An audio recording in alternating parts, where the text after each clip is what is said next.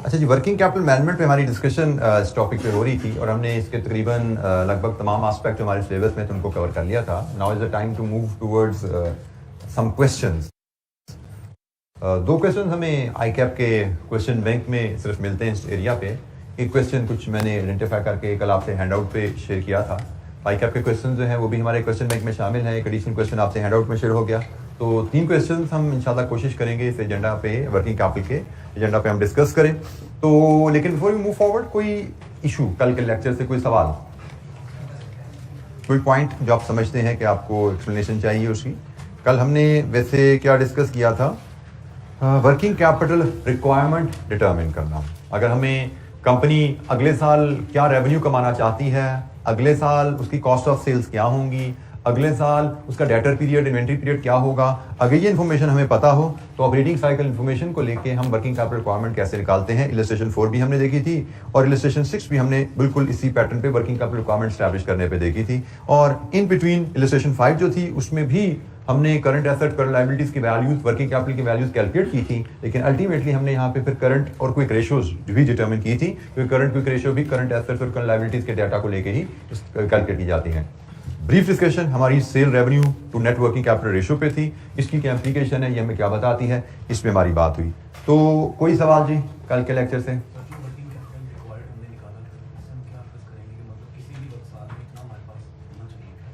Working capital requirement जो हम value determine करते हैं वो वैल्यू हमें बताती है कि अगले साल हमने अगर जो हम सेल्स टारगेट कर रहे हैं वो अचीव करनी है, अगले साल अगर हमने जो डेटर्स, क्रेडिटर्स और इन्वेंट्री की रेशियोज हम प्लान कर रहे हैं उनको फॉलो करना है, then we will need this much amount as working capital.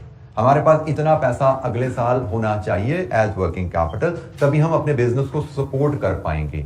And अगर हमारे पास करंटली वो पैसा अवेलेबल नहीं है, then it is a time to go for its arrangement. अभी से बंदोबस्त करना शुरू कीजिए। ऐसा ना हो कि आप पहले लोगों को चीजें ज्यादा बेच दें, पैसे उनमें फंस जाएं जाके आपके, और सप्लायर आपसे पेमेंट लेने आए, बैंक आपसे इंटरेस्ट मांगने हैं, तो आपका पता लगे मेरे पास तो पैसा ही नहीं है। आप पहले ही एंटिसिपेट करें कि मैंने अगले साल ज्यादा सेल्स करनी है तो मेरे डेटर्स में ज्यादा पैसे ब्लॉक होंगे। कल हमने ये डिस्कशन पढ़ी थी ना कि ऑपरेटिंग साइकिल आपका बढ़ता है तो आपका ऑपरेटिंग कैश फ्लो अवेलेबल कम हो जाता है, क्योंकि पैसा आपका एसेट्स में ब्लॉक हो जाता है। तो आप पहले ही असेस करो कि भाई मेरा पैसा ब्लॉक होने वाला है, मैं पहले ही एंटिसिपेट करके कैश अरेंज कर लें। और मैं फिर एक बार याद करा दूं कि प्रैक्टिकल लाइफ में more businesses fail because of poor working capital management. देखने में छोटी सी बात लगती है, हम शुरू से यही पढ़ते आते हैं, ये capital investment decisions are very critical, क्योंकि large amounts are involve, long term decisions हैं। लेकिन कैपिटल इन्वेस्टमेंट गलत हो जाएगी ना, कारोबार बंद नहीं होते, प्रॉफिट्स ही कम आएगा ना, पर कारोबार चलता रहेगा। लेकिन अगर आपने poor working capital management decision ले लिए तो कारोबार बंद हो जाते हैं। So it is more critical than capital investment decisions. अच्छा जी, हम क्वेश्चंस को देखते हैं। पहला क्वेश्चन जो हमारे पास क्वेश्चन बैंक में अवेलेबल है वो तो बड़ा स्ट्रेट फॉरवर्ड सा सादा सा सवाल है। So it should not take much of our time, we should not plan to invest much time on this question, in fact I should से।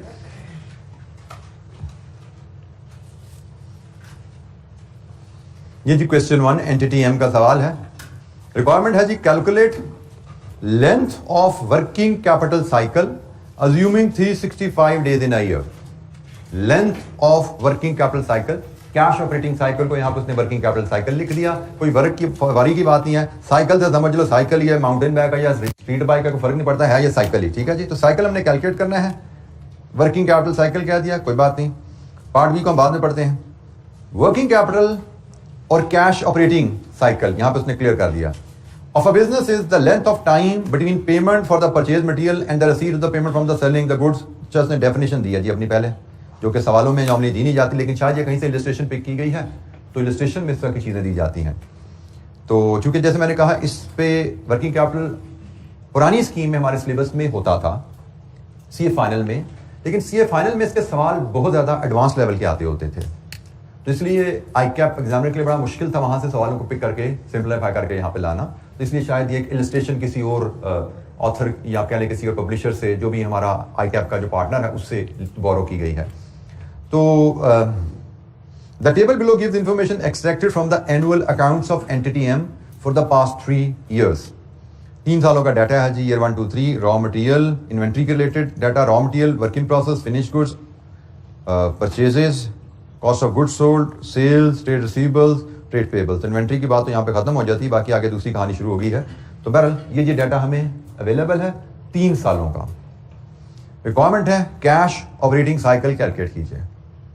कैश ऑपरेटिंग साइकिल से हमें पता लग रहा है कि हमारे एक रॉ मटेरियल डेज निकलने हैं, एक वर्क इन प्रोसेस डेज निकलने हैं, एक फिनिश गुड्स डेज निकलने हैं, एक रिसीवेबल डेज निकलने हैं, एक पेबल डेज निकलने हैं। 5 वैल्यूज हमारी आएंगी हर साल की, तो हमारे पास 5 डेज आ जाएंगे हर साल के, और इन 5 डेज को लेकर हम कैश ऑपरेटिंग साइकिल निकाल सकते हैं। मैं अगर फार्मूला रिकॉल करता जाऊं, क्योंकि बहुत सिंपल सा सवाल है, मुझे नहीं लग रहा है इस पर बहुत ज़्यादा टाइम लगाएं, हमने अच्छी कैलकुलेशंस की देखी नहीं है, हम सिर्फ फार्मूला रिकॉल करें। रॉ मटेरियल डेज निकालने का फार्मूला क्या होता है? Inventory balance divided with purchases. वैसे तो रॉ मटेरियल कंजम्पशन लेना चाहिए, लेकिन in the absence of information हम नेक्स्ट मोस्ट सूटेबल कंजम्पशन की परचेजेस ले लो। So inventory balance over purchases into 365। ठीक हो गया जी। Work in process balance divided with cost of goods. वैसे तो कॉस्ट ऑफ गुड्स मैन्युफैक्चर्ड लेना चाहिए, लेकिन in the absence of most suitable next best, तो work in process over cost of goods sold into 365। Finish goods balance over cost of goods sold into 365। फिर आ जाए जी receivable balance over credit sales. ख्याल रखना है credit sale, यहां पे in the absence of information we assume all the sales will be on credit, so receivable over credit sale into 365। और पेबल बैलेंस क्या है? Payable balance over credit purchase. ये भी ख्याल रखना है, हम अज्यूम करेंगे सारी परचेज डेट है इनटू 365। तो ये सिंपली हमें यहां से इन वैल्यूज को कैलकुलेट करके डेज कैलकुलेट करने हैं, और ये जी हमारे पास हमें जो इन्फॉर्मेशन आ गई, ये रॉ मटेरियल डेज हैं, ये आपके वर्क इन प्रोसेस डेज हैं, ये आपके फिनिश गुड्स डेज हैं, ये आपके रिसीवेबल डेज हैं, और ये आपके क्रेडिटर डेज हैं जो माइनस किए हुए हैं। इसने अरेंजमेंट इसने प्लस माइनस जैसे भी कर दी, हमें इसकी टेंशन नहीं है। हमें पता है raw material days plus work in process days plus finish good days plus debtor days minus creditor days is our cash operating cycle. ये 3 सालों की कैश ऑपरेटिंग साइकिल की कैलकुलेशन है, which is a very straightforward, एक illustration के मिजाज का ये क्वेश्चन है। तो ये जी हमारे पास कैश ऑपरेटिंग साइकिल आता है, और यहाँ पे उसने वो बात लिख दी, all sales and purchase are considered to be on credit. जो हमने बात, ये भी हमने बात बोलने में कर दी, ये लिखना जरूरी है कि हमें पता होना चाहिए कि यहाँ पे भी क्रेडिट परचेज यूज होती हैं और यहाँ पे भी क्रेडिट सेल्स यूज होती हैं रिसीवेबल में। तो ये पार्ट तो कैलकुलेशन का नहायत सिंपल है। पार्ट बी में हम थोड़ा सा टाइम लगाते हैं, उसकी डिस्कशन को हम थोड़ा सा टाइम देते हैं। उसमें उसने क्या बात की है? List the action that management of entity M might take to reduce the length of cash operating cycle. Length of cash operating cycle काफी ज्यादा नजर आ रही है, इसको रिड्यूस करने के लिए मैनेजमेंट क्या कर सकती है? तो जनाब इसको रिड्यूस करने के लिए आप इन्वेंट्री डेज को नीचे ले आएं, आप वर्क इन प्रोसेस डेज को नीचे लाएं, फिनिश गुड डेज को नीचे लाएं, डेटर डेज नीचे लाएं, और क्रेडिटर डेज को ऊपर ले जाएं। इनमें से कोई स्टेप लेंगे तो ये आपका ऑपरेटिंग साइकिल कम हो जाएगा। अब हम 1 बाय 1 पे थोड़ी सी बात करते हैं कि रॉ मटेरियल डेज को नीचे लाने के लिए हम क्या कर सकते हैं। रॉ मटेरियल डेज से बरात हमारे पास रॉ मटेरियल इस्तेमाल होने से पहले कितनी देर रहता है, एक इस अंदाज में देखा जाता है। और दूसरी बात, रॉ मटेरियल डेज जितने ज्यादा है इसका मतलब हमारा इन्वेंट्री बैलेंस उतना ज्यादा है।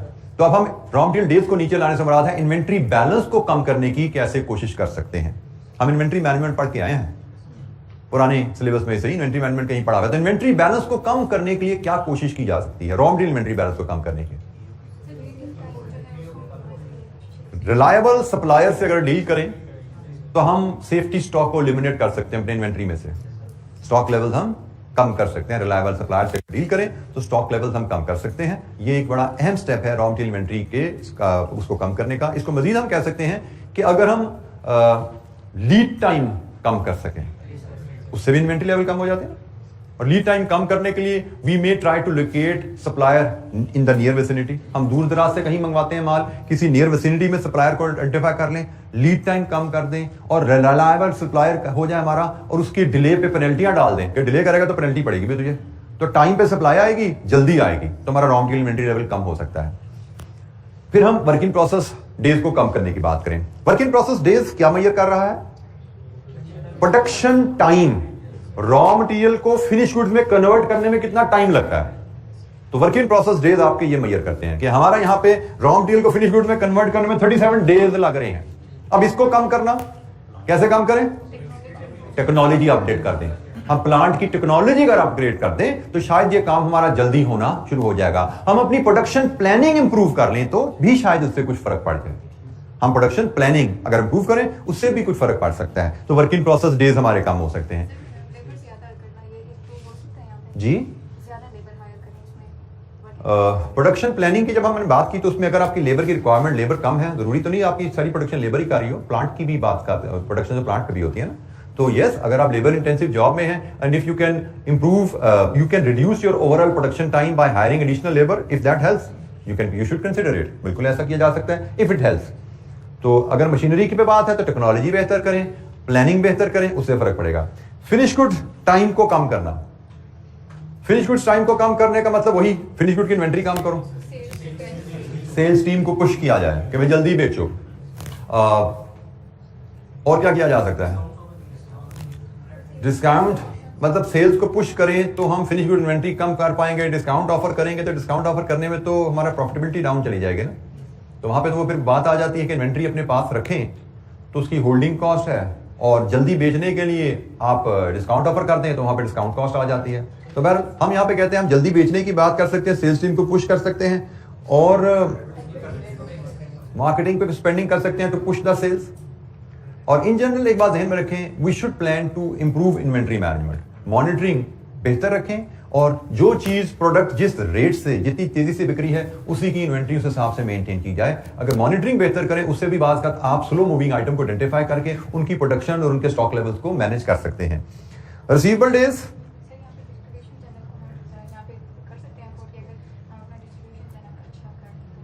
बेटा डिस्ट्रीब्यूशन चैनल को अच्छा करने से हमारी सेल्स पुश अगर होती हैं तो मैंने जैसे कहा सेल्स बेहतर करनी है। अगर आपके गोडाउन से चीज़ें जल्दी निकलनी शुरू हो जाएं, आपको उनका पैसा जल्दी आना शुरू हो जाए, आपका डेटा जल्दी बुक होना शुरू हो जाए, दैट मैटर्स। तो अगर वो डिस्ट्रीब्यूशन के थ्रू होता है वो कीजिए, अगर वो मार्केटिंग के थ्रू होता है वो कीजिए, अगर आपकी सेल्स टीम को कोई कमीशन बोनस अनाउंस करने से होता है वो कीजिए। ऑब्जेक्टिव क्या है कि हमारी जो debit debtors credit cost of sales की जो एंट्री है ना वो जल्दी पड़े, तभी इन्वेंट्री लेवल कम होंगे ना, क्योंकि जब आप सेल करोगे दो एंट्रीज पड़ती है ना, एक डेबिट डेटर क्रेडिट सेल्स और दूसरी होती है debit cost of cell credit finish goods. हमने फिनिश गुड इन्वेंटरी नीचे लेके जानी है, वो कब नीचे जाएगी जब सेल रिकॉर्ड होगी। तो सेल रिकॉर्ड करने के लिए जल्दी करने के लिए आप जो कर सकते हैं आप सब करेंगे। रिसीवेबल कम करना, अपनी कलेक्शन टीम को स्ट्रेंथन कीजिए, फॉलोअप तगड़ा कीजिए, ठीक है जी। और and you may decide to sell on cash basis only, आप कैसे हम कैश भी बेचते हैं डेटर्स हो ही ना, या अगर क्रेडिट पे बेच रहे हैं तो टर्म कम कर दें, पहले 30 दिन लॉक करते थे 20 दिन लॉक कर दें, और 20 दिन लॉक किया तो फिर फॉलोअप से 20 दिन में पैसा ले भी वापस। ऐसा ना हो कि 20 दिन लॉक करके सो जाएं, 20 दिन कस्टमर का असूल याद रखना, जब तक पैसे मांगो ना देने का दिल किसी का करता नहीं है। वो पर्सनल लाइफ में भी तजर्बे हम लोगों को हो जाते हैं दोस्तों को उधार देकर, ठीक है। अब कहते हैं जी जेब में पैसे पड़े होते हैं लेकिन देने का दिल अनफॉर्चुनेटली किसी का नहीं करता, तो ये बड़ा जरूरी है कि मांगोगे पैसा तो मिलेगा। अच्छा जी, पेबल डेज को बढ़ाना, पेबल डेज को बढ़ाने के लिए आप सप्लायर से निगोशिएट कर सकते हैं कि आप हमारा क्रेडिट पीरियड एक्सटेंड कर दें। आपने हमें 30 दिन लॉक किए हुए, अब हमें 40 दिन लॉक कर दीजिए, आप उनसे बात कर सकते हैं। बट हमें ज़हन में रखना है कि पेबल डेज बढ़ाएंगे तो हो सकता है सप्लायर आपका कोई डिस्काउंट विड्रॉ कर ले, ठीक है जी। अगर ज्यादा देर से पेमेंट करनी है तो कीमत थोड़ी 2% ज्यादा देंगे आप, फिर हमें जो डिस्काउंट हम पहले आपको 10% देते थे फिर डिस्काउंट हम 8% कर देंगे। ये हमें ख्याल रखना है कि हर निगोशिएशन की कुछ ना कुछ कॉस्ट हो सकती है, कस्टमर से निगोशिएशन की कुछ कॉस्ट हो सकती है, सप्लायर से निगोशिएशन की कुछ कॉस्ट हो सकती है। अच्छा, इसका जो आंसर लिखा हुआ है इसके पीछे मैंने वो फुली आपसे डिस्कस नहीं किया, उसमें कुछ एडिशनल एस्पेक्ट भी हैं। I want you to read it through, आप इसके आंसर को थॉरली पढ़िएगा, that will be your home assignment. उसमें कुछ एडिशनल एस्पेक्ट भी हैं, कुछ पॉइंट रहेगा तो हम उसको डिस्कस करेंगे बाद में। अच्छा जी, हम आते हैं इसको क्वेश्चन नंबर 2 पे, वसीम लिमिटेड का। ये question old scheme CA final से अडॉप्ट किया गया है। वसीम लिमिटेड, इसकी 2 पार्ट्स हैं जी। How much additional finance would be required to achieve 20% increase in sales in the next year. अगर आप अपनी सेल्स में 20% इजाफा चाहते हो तो एडिशनल कितना फाइनेंस आपको जरूरत पड़ेगी अगले साल। पहले हम पार्ट ए के हिसाब से पढ़ते हैं, पार्ट बी पे हम बाद में जाएंगे। Wasim Limited is engaged in the manufacture and sale of consumer. Its management is in the process of developing the sales plan for the next year. अगले साल का sales plan बन रहा है जी। The sales director is of the view that the main hurdle in increasing the sales is the availability of finance. पैसे का मसला है जी, सेल्स बढ़ाने में फाइनेंस रिक्वायर्ड होता है, वो हम डिस्कस कर चुके हैं। जब सेल्स बढ़ेंगी, मोर डेटर, सेल्स बढ़ेंगी, मोर प्रोडक्शन मीन मोर इन्वेंट्री, मोर फाइनेंस। कहते हैं जी फाइनेंस की वजह से हम सेल नहीं बढ़ा पा रहे। The summarized statement of financial position as at 30 November 2016 is given below. जो लास्ट ईयर अभी गुजरा उसकी financial statement of financial position, fixed assets, current assets, liabilities में share capital, retained earning, long term debts and current liabilities, ये इसकी statement of financial position हमें दे दी गई है। ये आपकी एसेट का टोटल है, ये आपकी लाइबिलिटीज और इक्विटी का टोटल है. Following additional information is available. It has been estimated that it has been established from the company's past record that any increase in sales requires an additional investment of 140% of additional sales amount in the inventory and accounts receivable. आपकी sales में इजाफा आता है तो जितना sales में इजाफा आता है उसका 140% आपको इन्वेस्ट करना पड़ता है इन्वेंट्री में और रिसीवेबल में. Further the accounts payable of the company also increase by 25% of the additional sale. आपकी सेल में जितना इजाफा आता है उसके 25% आपके पेबल्स भी बढ़ जाते हैं. The current sales of the company is 1100 million well the net profit after tax is 10% of sales. If the policy of the company is to distribute 20% of its profits after tax amongst the shareholder of the company. It is the policy of the company to distribute 20% of the profit after tax amongst the shareholder. Requirement, assuming that you are CFO of the company, advise the management on the following. Part A, how much additional finance would be required to achieve 20% increase in sales next year? अच्छा जी, next year cell में इजाफा लेने के लिए हमें कितना पैसा चाहिए होगा, उसका असूल पहला स्टेप है. आप देखो अगले साल इंक्रीज्ड टर्नओवर के साथ how much working capital you will require, उसमें से लेस कर दो how much working capital you have now. ठीक हो गया. पहला तो दो चीजें यही हैं. इसके बाद की बात हम आगे करते हैं. तो दो चीजें हम तो पहले वर्कआउट करें. मैंने जैसे आपसे बात की, हम क्वेश्चन नंबर 2 को डिस्कस अगर कर रहे हैं, हमने कहा जी हमें projected working capital requirement for next year वो ले आए, इसमें से लेस कर दें करंट वर्किंग कैपिटल अवेलेबल. ठीक है जी. तो हमें मिलेगा, फिलहाल हमें मिलेगी यहां से शॉर्टेज. फिर इस शॉर्टेज को कैसे पूरा करना है उसकी बात करते हैं, इस पे हम बाद में बात करते हैं. तो करंट वर्किंग कैपिटल अवेलेबल वो तो बड़ा सिंपल सा काम है जी. करंट वर्किंग कैपिटल अवेलेबल कितना है जी? करंट एसेट्स हमारे हैं 730 माइनस करंट लाइबिलिटीज हैं 515, तो ये बना जी 215. ये रुपीज इन मिलियन में है, रुपीज इन मिलियन में. ये जी हमें हमारे पास करंट अवेलेबल है पैसा.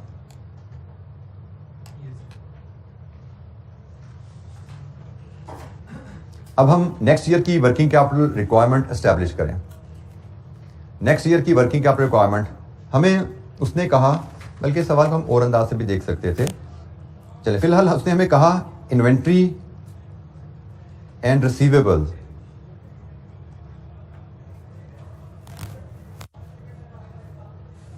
का बैलेंस हमारा कहां जाएगा. हमारा इन्वेंट्री प्लस रिसीवेबल का बैलेंस जाएगा. करंट बैलेंस कितना है हमारा? इन्वेंट्री रिसीवेबल बैलेंस, मैं अगर वर्किंग 1 पे जा रहा हूं, ये मेरी वर्किंग 1 है. इन्वेंट्री एंड रिसीवेबल मेरा करंट बैलेंस कितना है? इन्वेंट्री रिसीवेबल करंट बैलेंस हमें जी 730 मिलियन. और मुझे जो एडिशनल चाहिए वो कितना है? हमें कहा गया है एडिशनल हमें चाहिए एडिशनल सेल्स का. सेल्स कितनी बढ़ने जा रही है अगले साल? ये करंट सेल्स है. अगले साल सेल्स कितनी बढ़ेंगी? 1100 मिलियन करंट सेल्स है हमारी.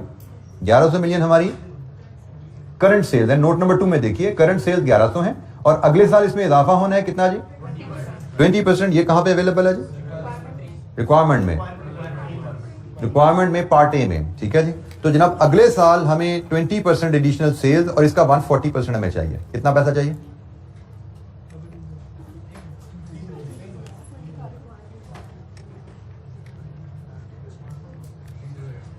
कितना जी? 308 मिलियन. तो जनाब ये आपके इन्वेंट्री रिसीवेबल बैलेंस टोटल कितना बन गया? 1038. ये आपका अगले साल का रिसीवेबल और इन्वेंट्री का बैलेंस पहुंचेगा. सिमिलरली अगले साल आपकी जो करंट लायबिलिटीज हैं वो कहां पे जाएंगी? करंट लेवल ऑफ, हम करंट लायबिलिटीज पे अगर जाएं, इसमें हमारे पास करंट लेवल कितने हैं? करंट इन्वेंट्री है जी आपकी, करंट लायबिलिटीज है 515. इसमें आप एडिशनल रिक्वायरमेंट डालिए. इसमें इजाफा क्या आएगा? सेम एडिशनल सेल्स का 25%. कितना बना जी? कितना बना जी? 55। तो जनाब यहां से देखिए आपकी करंट लाइबिलिटीज कहां पे जाती हैं? 570 और फिर आप देख लीजिए आपकी प्रोजेक्टेड वर्किंग कैपिटल रिक्वायरमेंट क्या है? 468। Current assets minus current liabilities, this is A, this is B, A minus B. तो प्रोजेक्टेड वर्किंग कैपिटल 468 है, करंट वर्किंग कैपिटल 215 है। 468 215। तो शॉर्टेज कितनी नजर आ रही है आपको? 253 मिलियन। अच्छा, जब यहां पे एक एडिशनल कॉन्सेप्ट जो है वो हमें सीखना है। यहां पे एक एडिशनल कॉन्सेप्ट हमने सीखना है जो कि इससे पहले हमारी डिस्कशन में नहीं आया। ये चीज तो मैंने आपको थोड़ा सा ब्रीफली आपको बता दिया था कि भाई हमारी प्रोजेक्टेड वर्किंग कैपिटल रिक्वायरमेंट्स में करंट वर्किंग कैपिटल फाइनेंस जो अवेलेबल है निकाल दीजिए, तो एडिशनल वर्किंग कैपिटल रिक्वायरमेंट आपको आ जाती है। आपको जो एडिशनल वर्किंग कैपिटल चाहिए, हमें अगले साल को फाइनेंस करने के लिए इतना मजीद पैसा चाहिए, लेकिन इस क्वेश्चन में इस पैसे के एक सोर्स के बारे में जिक्र किया गया है और वो सोर्स है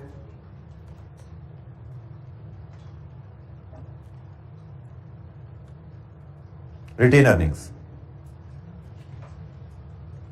अगले साल हमें एडिशनल हायर वॉल्यूम को सपोर्ट करने के लिए इतना पैसा मजीद चाहिए, लेकिन अगले साल इसमें से कुछ पैसा तो हम प्रॉफिट की मद में कमा भी तो लेंगे ना, तो सारा पैसा हमें शेयर होल्डर से मंगवाने की जरूरत शायद नहीं है। तो ये एक एंगल याद रखिएगा। अगले साल हमें पैसा चाहिए वर्किंग कैपिटल में इन्वेस्टमेंट के लिए। वर्किंग कैपिटल से मुराद long term funds. Long term fund में इक्विटी भी आती है, लॉन्ग टर्म फंड में डेट भी आता है। हमें ये लॉन्ग टर्म फंड से इतना पैसा अगले साल चाहिए, लेकिन अगले साल में हम कुछ मुनाफा भी तो कमा रहे हैं, कुछ मुनाफा रिटेन भी तो कर रहे हैं। तो रिटेन्ड मुनाफा क्या होता है? इक्विटी। रिटेन मुनाफे का मतलब इक्विटी में इजाफा। रिटेन मुनाफे का मतलब इक्विटी में इजाफा। तो अगले साल हम कुछ मुनाफा रिटेन भी तो कर रहे हैं, तो वो तो इक्विटी में इजाफा मतलब फाइनेंस थ्रू इक्विटी अवेलेबल हो गया, तो उसको भी हमें यहां से डिडक्ट करना है। इसके बाद बचेगा भाई मजीद पैसा जो एडिशनल फाइनेंस जो अरेंज करना है वो हमें यहां से मिलेगा। Additional finance to be arranged.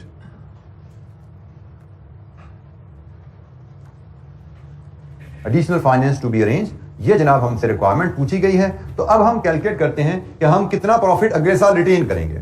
उसके लिए डिटेल उसने में दी है कि करंट सेल हमारी 1100 है, अगले साल ये सेल 25% ज्यादा होगी।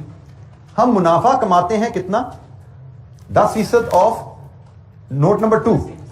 नोट नंबर 2 सेल 20% ज्यादा है, सॉरी सेल 20% ज्यादा है।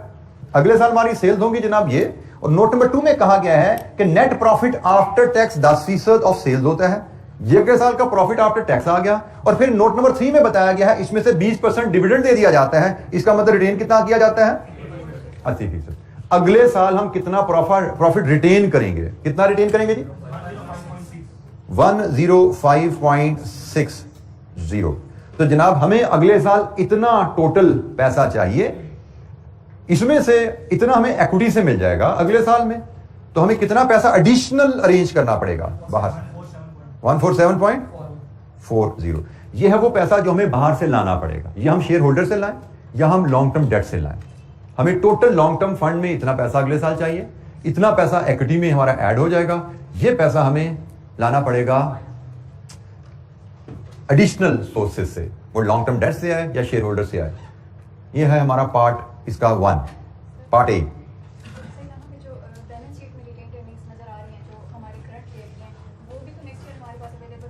बेटा वो अभी भी अवेलेबल हैं जो रिटेन अर्निंग बैलेंस शीट में नजर आ रही हैं, और वो अभी भी ऑलरेडी स्टॉक्स में डेटर्स में इन्वेस्टेड हैं।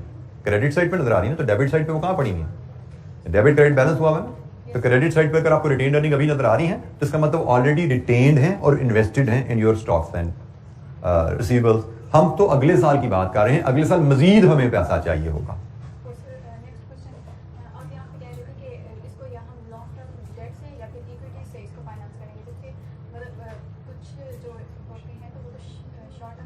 बेटा वर्किंग कैपिटल की डेफिनेशन क्या है? Long term finance invested in current assets.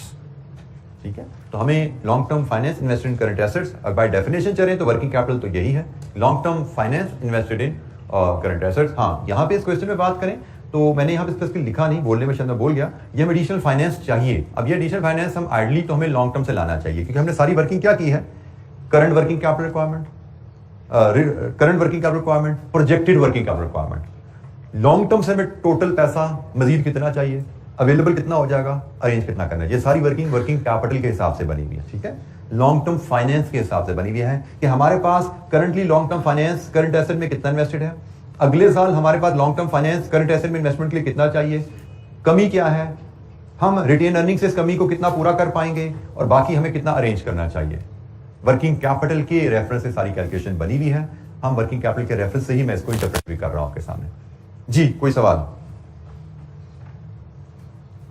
इसकी कैलकुलेशन की प्रेजेंटेशन आपके एग्जामिनर की स्लाइटली डिफरेंट है, मुझे लगता है वो उसकी ज्यादा एफिशिएंट है। मेरे दिन में पहले यही मेथड है, मैंने इसी से कर दिया, लेकिन एग्जामिनर की प्रेजेंटेशन जो है वो यहाँ पे ज्यादा एफिशिएंट है, but answer is the same. हमारा आंसर ये जो फिगर है फाइनली हमने निकाली है ये बिल्कुल सेम है। तो ये तो हो गया जी पहला पार्ट। अब हम मूव करते हैं सेकंड पार्ट की तरफ। Second part B,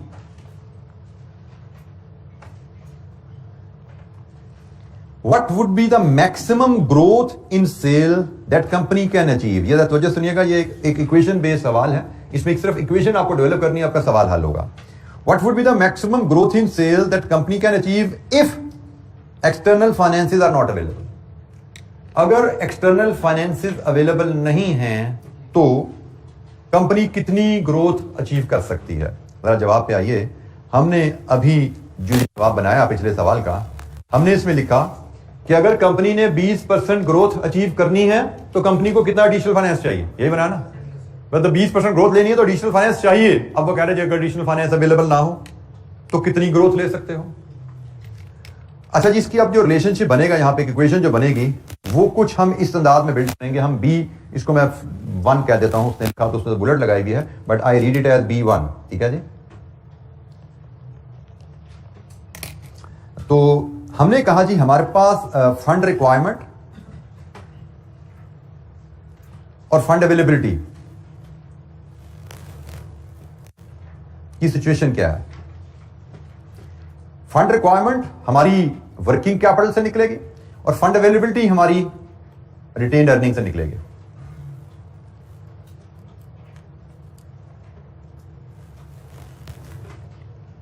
fund requirement working capital के लिए में एडिशनल फाइनेंस कितना चाहिए, और फंड अवेलेबिलिटी हमें सिर्फ उसने कहा जी रिटेन्ड अर्निंग से मिलनी है, बाहर से पैसा नहीं आना, यही कहा ना उसने। अब इशू क्या है, हमने फंड रिक्वायरमेंट ऊपर निकाली है ये, but this is based on 20% increase. अब मसला यह है 20%, उसी में तो एक्स लग गया, कितने परसेंट ग्रोथ। तो इसके लिए हम एक इक्वेशन बनाते हैं, हम कहते हैं जी हमें फंड रिक्वायरमेंट जो है वो जो है इंक्रीज इन सेल का 140% चाहिए एसेट्स में डालने के लिए, और उसमें से 25% हमें मिल जाएगा क्रेडिटर से।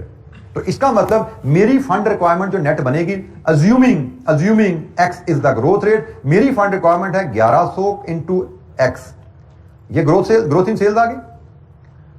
इसका 140% ये मुझे करंट एसेट्स में डालने के लिए चाहिए, और 1100x का 25% मुझे क्रेडिटर से मिल जाएगा। मुझे net working capital additional finance इतना चाहिए, ये समझ आती है। मुझे एडिशनल फाइनेंस जो चाहिए, additional sales assuming growth rate is x, मुझे एडिशनल सेल्स का 140% करंट एसेट्स में डालने के लिए चाहिए, और एडिशनल सेल्स का 25% मुझे क्रेडिटर से मिल जाएगा। तो नेट इन्वेस्टमेंट मुझे एडिशनल कितनी चाहिए, और मेरे पास प्रॉफिट से जो पैसे अवेलेबल होते हैं वो सिर्फ रिटेन अर्निंग होंगी। मेरी सेल्स अगर 11%, अगर x इज द ग्रोथ, अगले साल मेरी सेल्स जो होंगी वो 1 + x होंगी। इसका 10% मेरा प्रॉफिट आफ्टर टैक्स होगा, और इसका 80% मैं प्रॉफिट रिटेन कर रहा हूं। मसला सिर्फ x का ना, x का मुझे नहीं पता, लेकिन मैं कह रहा हूं अगर मेरा ग्रोथ रेट x है तो जनाब इतना पैसा मुझे चाहिए और इतना पैसा मुझे अवेलेबल होगा। तो ये दोनों चीजें जिस x पे बराबर है that is the maximum growth rate, क्योंकि मैंने अपनी सारी फंडिंग रिक्वायरमेंट इंटरनल सोर्सेज से पूरी करनी है। तो मेरे इंटरनल सोर्स से मुझे पैसा कितना अवेलेबल होने वाला है, और इस पैसे से मैं कितनी ग्रोथ फाइनेंस कर सकता हूं। Solve this equation for x. आप इस इक्वेशन को एक्स के लिए सॉल्व कर लीजिए, you should get your answer 7.48%। This is the growth. आपका आंसर बेसिकली यहां पे जो इस इक्वेशन से निकला होगा दैट 0.0748 होगा, जिसको हम 7.48% पढ़ते हैं। इस इक्वेशन को सॉल्व करेंगे, आपका आंसर 0.0748 होगा, जिसको हम 7.48 पढ़ते हैं। हमें पैसा जो चाहिए करंट एसेट में इन्वेस्ट करने के लिए कितना चाहिए, इसमें से कितना पैसा करंट लायबिलिटी से निकल आएगा, ये हमारी net investment in working capital है। हमें इतना पैसा ग्रोथ को फाइनेंस करने के लिए चाहिए और इतना पैसा हमें इंटरनली अवेलेबल हो सकता है रिटेन प्रॉफिट की मदद से, इसके अलावा हमें कोई पैसा नहीं मिलना। तो भाई क्या एक्स हो कि ये दोनों चीजें बराबर हो जाएं, फंड रिक्वायरमेंट फंड अवेलेबिलिटी के बराबर हो जाए। ये हमारा B1 है। Any question? बेटा ये अगले साल की टोटल सेल्स आ गए ना, वो तो है फंड रिक्वायरमेंट। फंड रिक्वायरमेंट तो एडिशनल सेल्स पे मिलनी है, लेकिन प्रॉफिट रिटेन तो टोटल सेल्स में से होना है। अगले साल का टोटल सेल्स में से, उसमें से प्रॉफिट रिटेन होना है।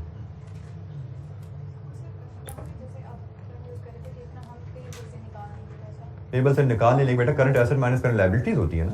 तो आपने कैश फ्लोज बनानी सीखी भी है।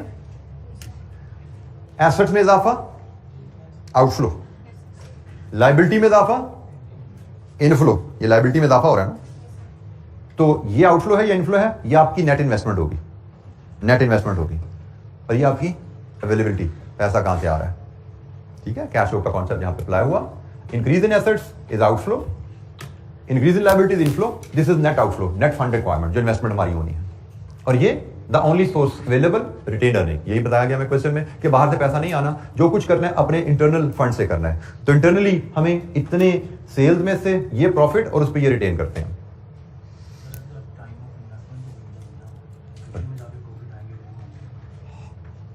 अच्छा, ये एक सवाल अच्छा है, आपके दिन में अक्सर आता है कि इन्वेस्टमेंट तो हमें शायद साल के शुरू में करनी पड़ेगी, प्रॉफिट तो ड्यूरिंग द ईयर साल के एंड तक कमाया जाएगा।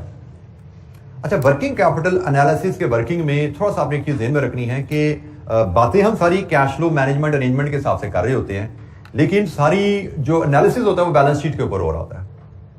हम यहां पे देख क्या रहे हैं कि अगले साल के एंड पे हमारी बैलेंस शीट में रिसीवेबल कितने होंगे, अगले साल के एंड पे हमारी बैलेंस शीट में करंट एसेट कितने होंगे, करंट लायबिलिटीज कितनी होंगी, अगले साल के एंड पे हमारा प्रोजेक्टेड वर्किंग कैपिटल कितना होगा। बैलेंस शीट में साल के एंड पे हमारा वर्किंग कैपिटल कितना आएगा, करंटली बैलेंस शीट में हमारा वर्किंग कैपिटल कितना आ रहा है, इसका मतलब बैलेंस शीट के हिसाब से शॉर्टफॉल क्या है, और अगले साल हमारी बैलेंस शीट में रिटेन अर्निंग से कितना पैसा डल जाएगा। तो वर्किंग बातें हम कैश फ्लो के हिसाब से जरूर कर रहे हैं, लेकिन ये सारी कैलकुलेशन बैलेंस शीट बेस्ड होती है। हम ये नहीं देखते पैसा साल के शुरू में चाहिए, साल के बीच में चाहिए, साल के एंड पे चाहिए। हम कहते हैं हमारी आज की बैलेंस शीट क्या है, हमारी साल बाद की बैलेंस शीट कैसी बनेगी। ये सारी वर्किंग बैलेंस शीट के हिसाब से हो रही है। तो साल के बाद की बैलेंस शीट में, साल के एंड पे बैलेंस शीट में ये रिटेन अर्निंग वहां पे आ चुकी होगी।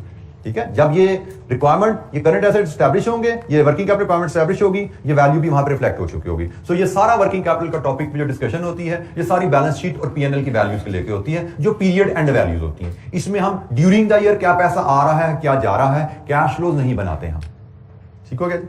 तो ये भी पॉइंट ध्यान में रखिएगा, ये क्लैरिटी रखिएगा। Balance sheet financial statement based सारी वर्किंग है, और फाइनेंशियल स्टेटमेंट पीरियड एंड पे ही अवेलेबल होती हैं। ड्यूरिंग द पीरियड में प्लस माइनस क्या हो रहा है उसको हमने फॉलो नहीं करना जी। Any other question? Part B1 एक बार फिर पढ़ लीजिए। रिक्वायरमेंट ये आपके सामने सॉल्व हुई भी है, कुछ चीज समझ नहीं आती पूछिए।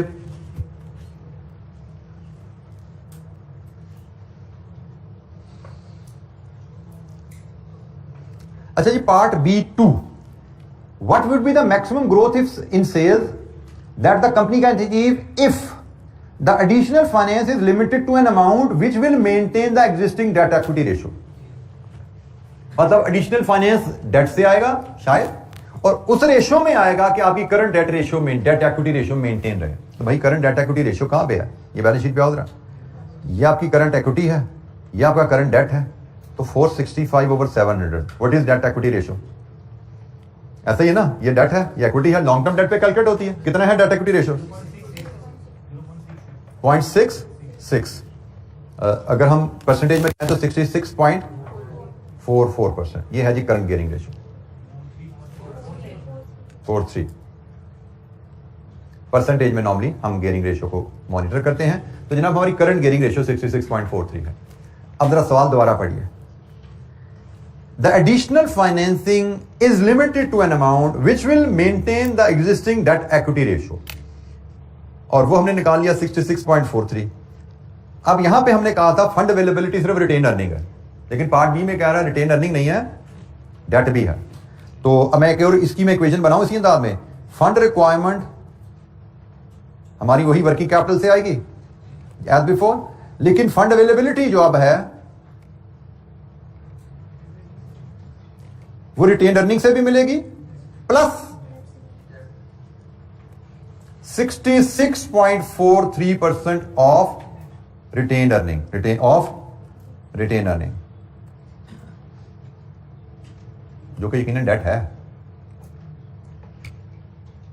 पहले था सिर्फ रिटेन अर्निंग से पैसा आना है, अब वो कह रहा है जी जो आपकी करंट गियरिंग है ना, उसी गियरिंग के हिसाब से एडिशनल फाइनेंस अवेलेबल है।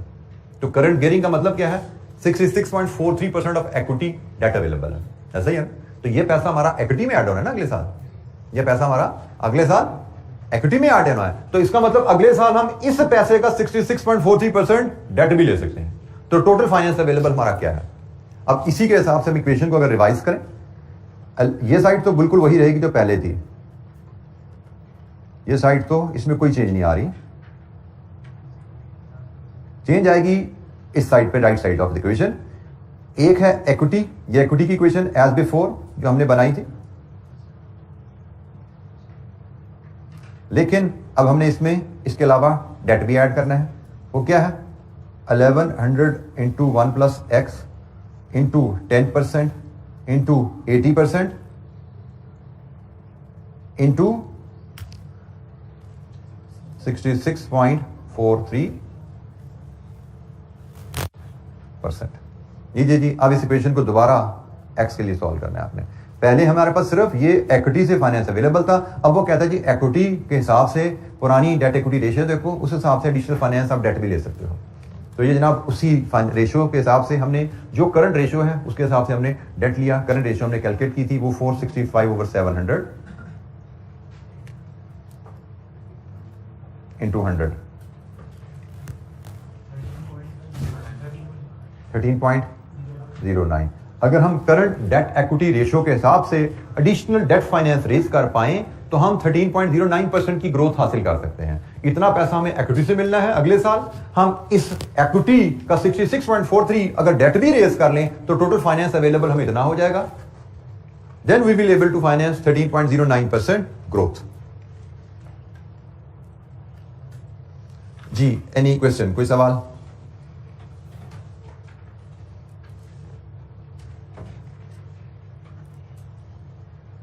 अब इस तरह के सवालों में असल पॉइंट यही है कि आप इस बेस को कैप्चर कर सको। अगर आप बेस कैप्चर नहीं करते तो सवाल अटेम्प्ट आप नहीं कर पाते।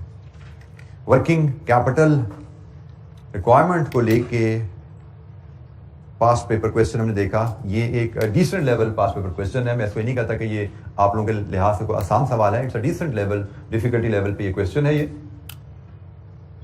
जी कोई सवाल,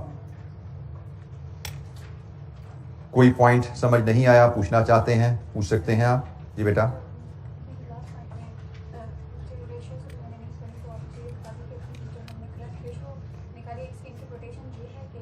बेटा मैंने इस सवाल में करंट रेशियो कहीं नहीं निकाली, मैंने इस सवाल में सिर्फ ये डेट इक्विटी रेशियो निकाली है। ठीक है, ये डेट इक्विटी रेशियो आपकी कैलकुलेट की जाती है, इसका फार्मूला होता है long term debt over equity, और ये परसेंटेज 100 में ली जाती है। ठीक है, ये आपका लॉन्ग टर्म डेट है और ये आपकी इक्विटी है। इक्विटी कहां से आई है? ये share capital plus retain earning, ये आपकी इक्विटी है, ये लॉन्ग टर्म डेट है। तो long term debt over equity ये है रेशियो जो हमने कैलकुलेट की है।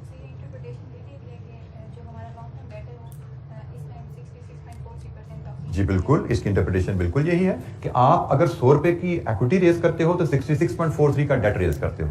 ये है रिलेशनशिप का आपका डेट और इक्विटी में। 100 रुपए की इक्विटी के पीछे 66.43 की का डेट है आपके पास, लॉन्ग टर्म डेट है।